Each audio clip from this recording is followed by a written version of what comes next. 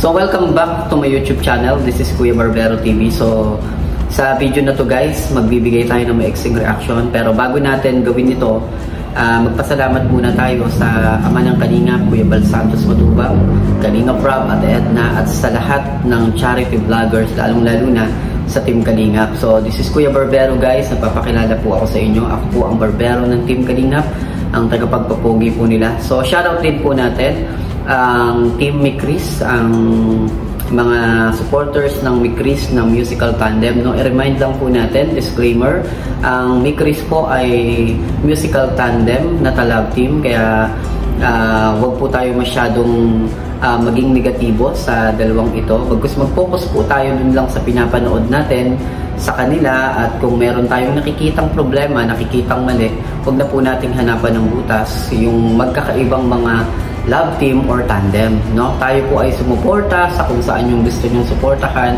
at panoorin yung mga tinutulungan ni Kalingap Rob. Although doon talaga tayo dapat nagpo-focus sa tinutulungan ni Kalingap Rob para matulungan din natin siya na mag-gain, no? Para mas marami pang matulungan. So sa video na ito guys, panonoorin natin yung isang tinulungan ni Kalingap Rob, ang Tres Maria. Siyempre, kasama dito ang Team Hagibis, sila Mikoy, sila Coach, no? At marami pang iba, kasama sila J. Brad, no? Shoutout po sa inyong lahat. Panoorin natin ito guys, tapos bigyan natin ng maiksing reaction.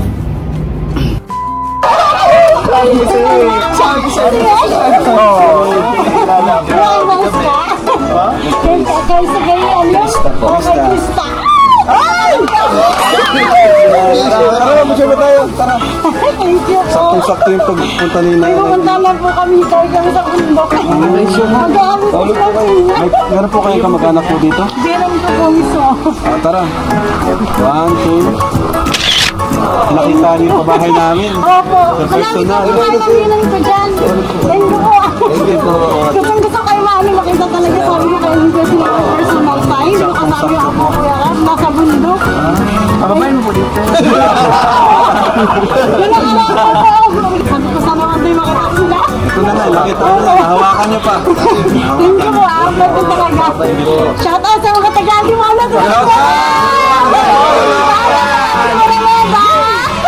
May kabila pala. Thank you kung nasa po kay Joy. Pero mga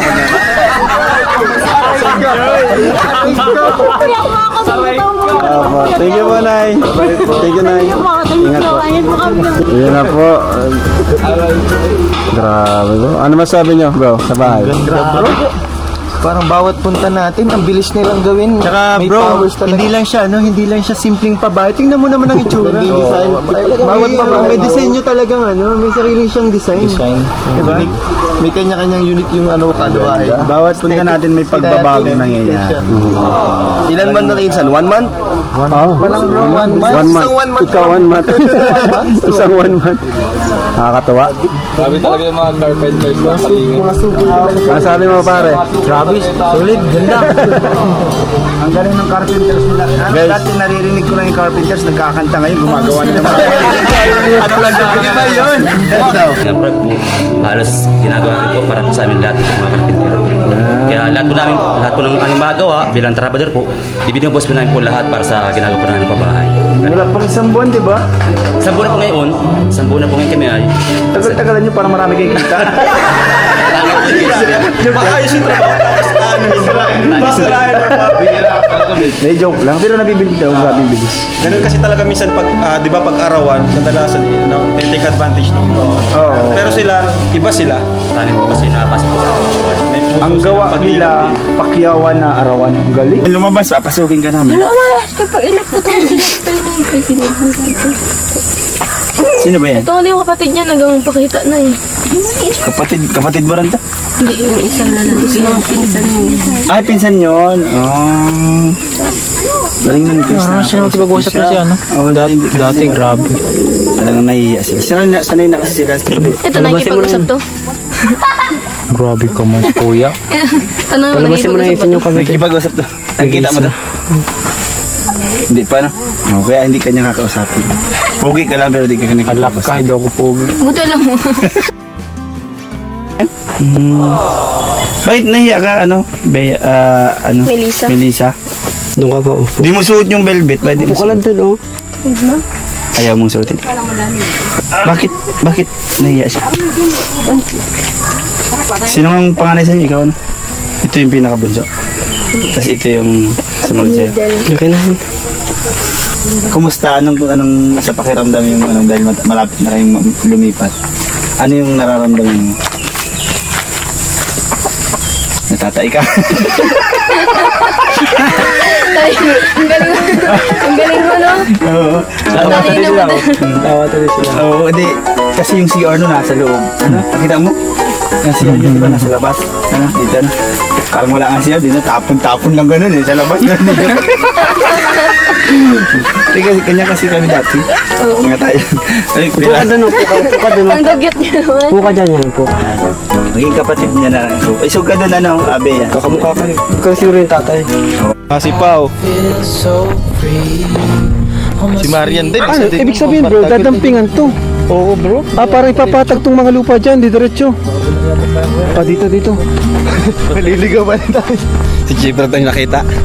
Jibrad, nakita ka? Nakita mo yung pinos ko? Paras kasi kayo ng buhok. Jibrad, salamin ka para pagdating mo. Yung buhok nyo kasi. Ang bihira yung buhok nyo kasi. Ito yun, ano ba yan yung kapit? Ayan o. Ganyan na. Hey! Kumusta kayo guys?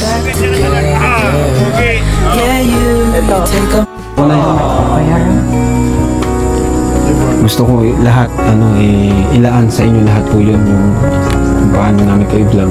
Pinabalik lang po namin sa inyo yun. Pero syempre, kung wala naman mag-vlog sa inyo, wala rin magpapabahay sa inyo, di ba? At hindi rin naman po lahat ng vlogger kaya kayong pabahayan. Ano po? Nasaan pala si tatay? Sa bundok po, dito po na. Dito tayo, Nay. Dito kayo, Nay. Pasok tayo. Namiss na namin dito. Pinutol-putol natin yung video na to para hindi masyadong mahaba.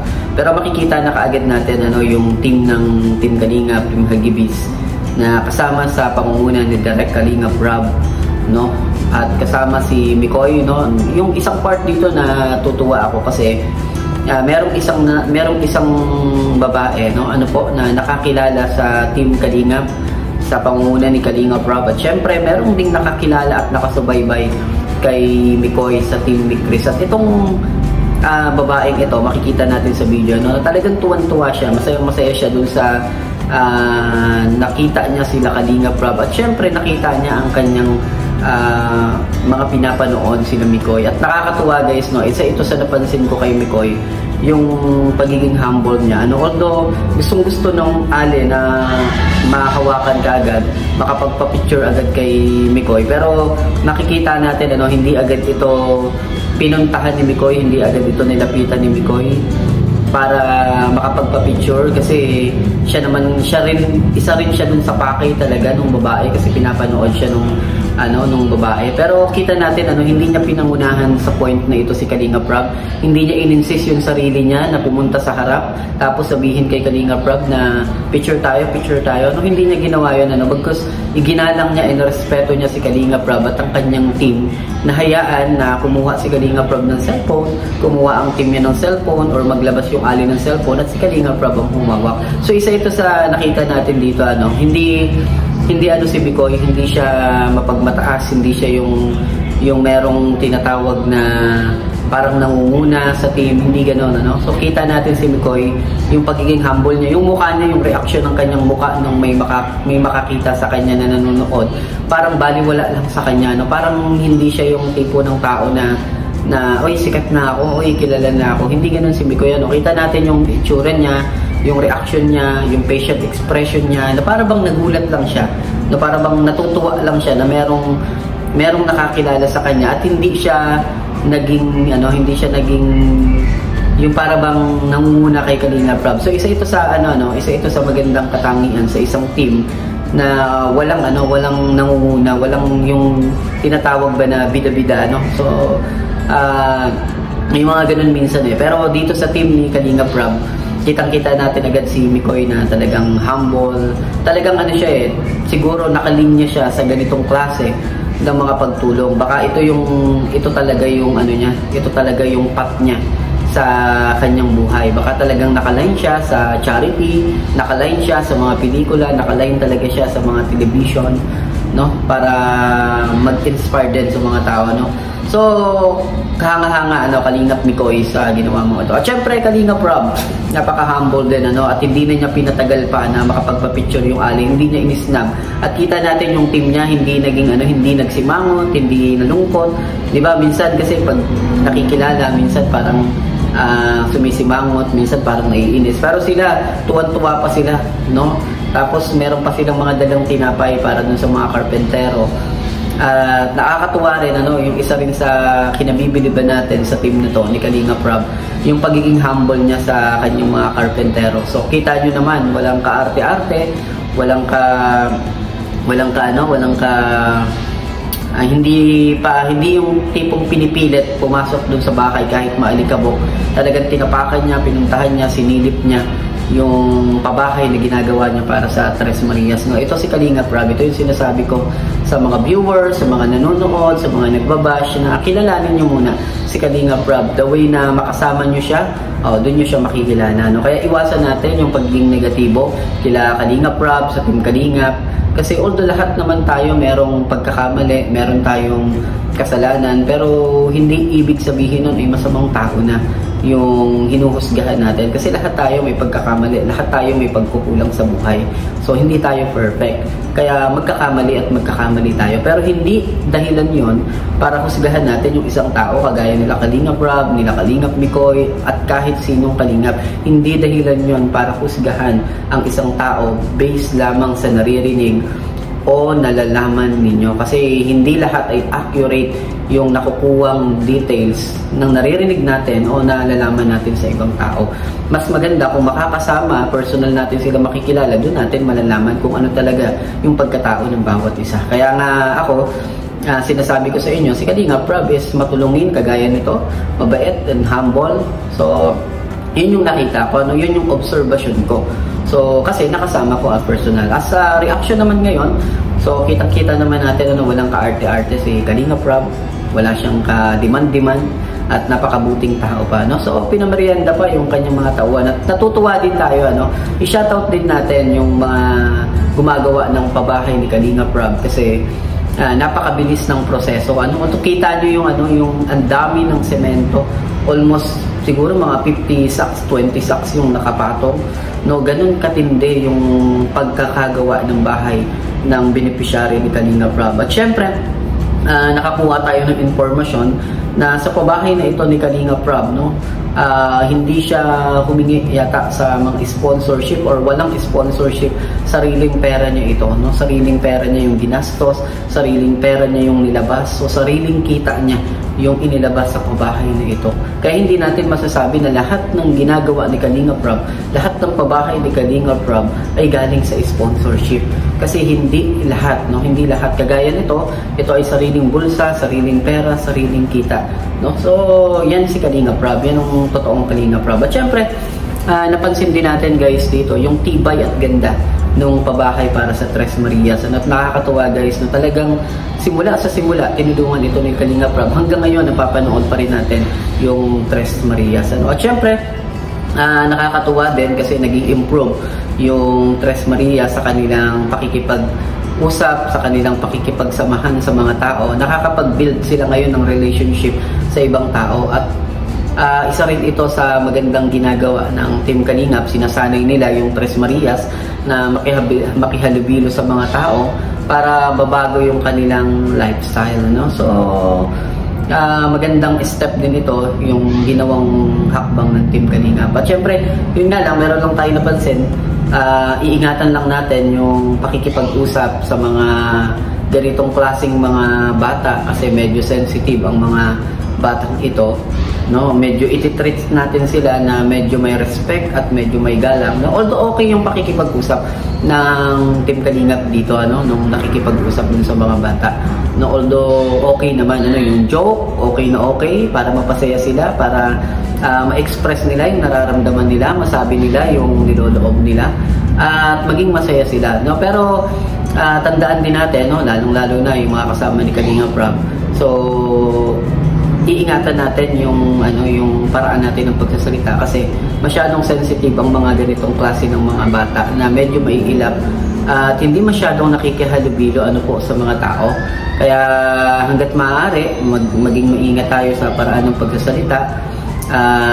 Piliin natin yung tamang salita na gagamitin sa kanila para hindi naman sila makaramdam na para bang napaglalaruan o natatawanan sila. Yun lamang yung napansin natin, no? At mas maganda siguro kung i-counseling or mas madalas itong kakausapin ng mga Team Kalingap o ng Angels para maramdaman nila na merong mga babae na nagpapahalaga o nagmamahal sa kanila. Kasi although ang lalaki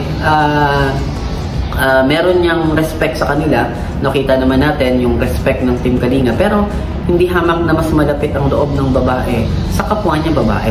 Kaya ang isa sa pinakamaganda sigurong paraan na gawin ni Direk Kalinga Prab ay hanapan itong Tres Marias ng makakasundo nilang babae na maaaring paunti-unti magpabago ng kanilang lifestyle, magpabago ng kanilang buhay, magpabago ng kanilang mindset. Kasi syempre, alam naman natin na kapag hindi ka nakatira sa kabahayan, so ganito yung nagiging buhay ng isang tao, no? Medyo mailap sa mga tao, mahiyain, so matampuhin, mabilis masaktan. Kaya tayo na mga nasa baba, mga nasa syudad, nasa bayan, iingatan natin yung pakikipag-usap natin sa kanila at ipaparamdam natin na mahal natin sila at nire-respeto natin yung kapwa natin, ano? So, yun lang po guys yung napansin ko. At syempre, nakakatuwa rin sa pabahay na ito ni Kalinga Prab. Kitang-kita naman natin yung ginagawa ni Kalinga Prab, no? Wala tayong masasabi dito, no? Ulitin lang natin, disclaimer lang, ang pabahay ni Kalinga Prab ay hindi lahat ay galing sa sponsorship. Ang pabahay ni Kalinga Prab na laman natin, yung iba po ay galing sa sariling bulsa niya. Kaya hindi na tayo magtataka na minsan talaga silipin ng ibang tao si Kalinga Prab. Pero kitang-kita naman natin yung blessing na dumadating kay Kalinga Prab, yung pagpapala.